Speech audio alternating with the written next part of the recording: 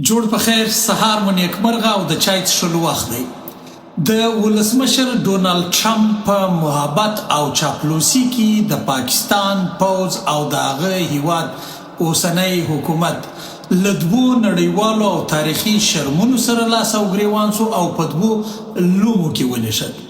لومړی د ټرمپ د سولې شورا ده چې د ملګرو ملتونو په مقابل کې جوړیږي او دا شورا به تر ډیره بریده پورې د ملګرو ملتونو د امنیت شورا مقابله کوي او دا صورتحال به اخیر پای له داسې حالات سره مخامخ کیږي چې تر ډیره بریده به هغه هیوادونه چې د امریکا اوس ملاتړي دي هغوی به هم له دې شورا څخه ملاتړ نه کوي. تر اوسه پورې یوازې هغو هیوادونو دې شورا ته رادانګلي دي چې هغه یا د ټرمپ په چاپلوسي تورن دي او یا تر ډیره بریده پورې د امریکا له متحده ایالاتو څخه انتهایی ډیره ویره لري. نو دا یو شرم دی چې دوی ته وراوښتی دی او نړیوال پوهان په خپله د پاکستان ځینې سیاسیون او مخور خبریالان اوس په پاکستانی حکومت ملنډې وایي چې د یوه تاریخي شرم سره مخامخ سو چې پر هغه تړون باندې لاسلیک وکړ، پر کوم تړون باندې چې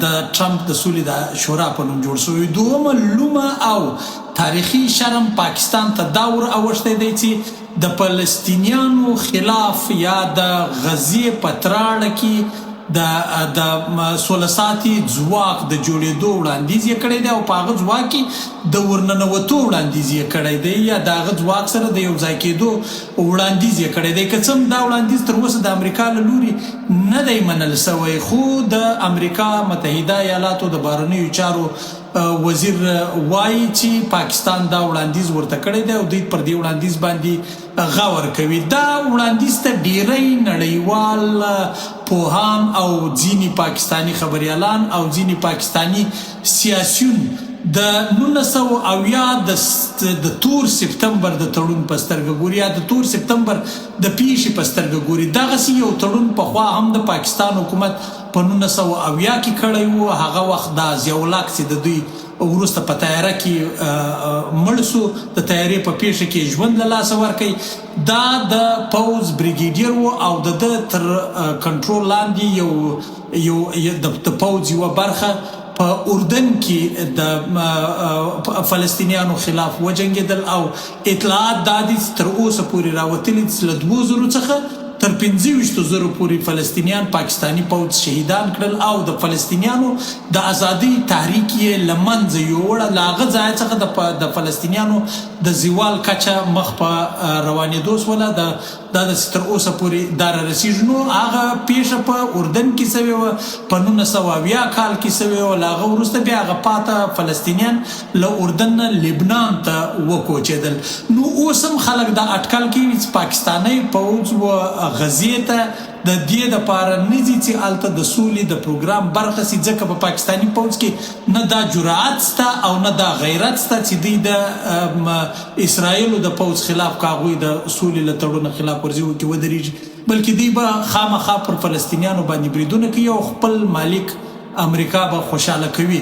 نو دا دغه دواړه کړنې خپل کنسیکوینسز لري یا خپل ګټې او تاوانونه لري. ګټه یې دا ده چې په لومړي سر کې به پاکستان ته دم ګړی ظاهرا یو څه پیسې په لاس ورکول سي او تر هغو به د ټرمپ سره کښته پورته کیږي او چې څو پورې ټرمپ حکومت کوي. دا یې هغه عرضي لومړنۍ ګټه ده. خو په تاوانونه یې دا دي چې په لنډ واټن کې به اوس د دوی هغه حیثیت تر سوال لاندې راغلی ده په نړیواله کچه باندې. که تاسو نړیوالې رسنۍ څاري یا نړیوالې خواله رسنۍ څاري، پاکستان تر سختو نیوکو لاندې دی او په کور دا خو د باندې اړخ دی، په کور دننه هم پر پاکستانی پوځ باندې هم نیوکې زیاتې سوي دي.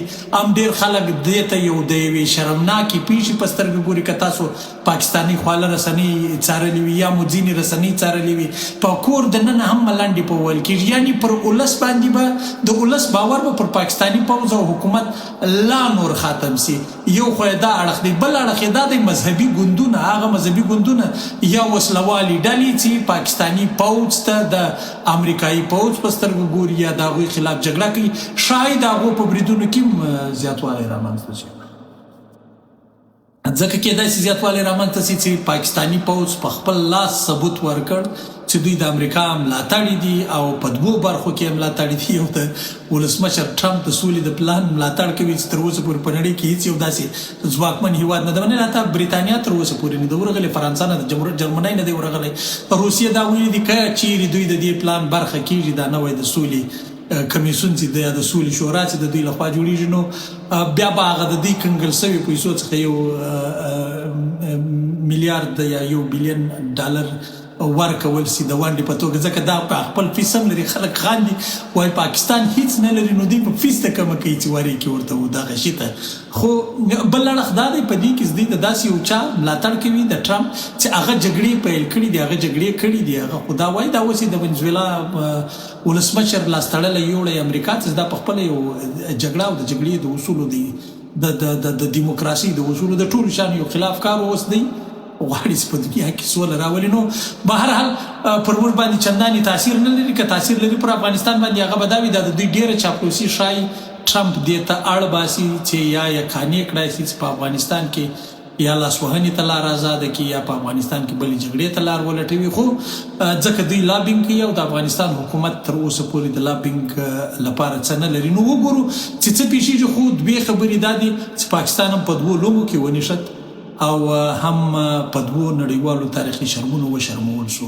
شاید د دوی به دا خیال وي چې دا ځل به دوی بیا پر فلسطینیانو باندې بریدونه کوي، خو که دا انګیزه خپره شوه شاید د پاکستان پوځ په کور دننه وسله والې ډلې لاس واچوي. نو ژوند خدای مو شاد آباد او بریالي لره.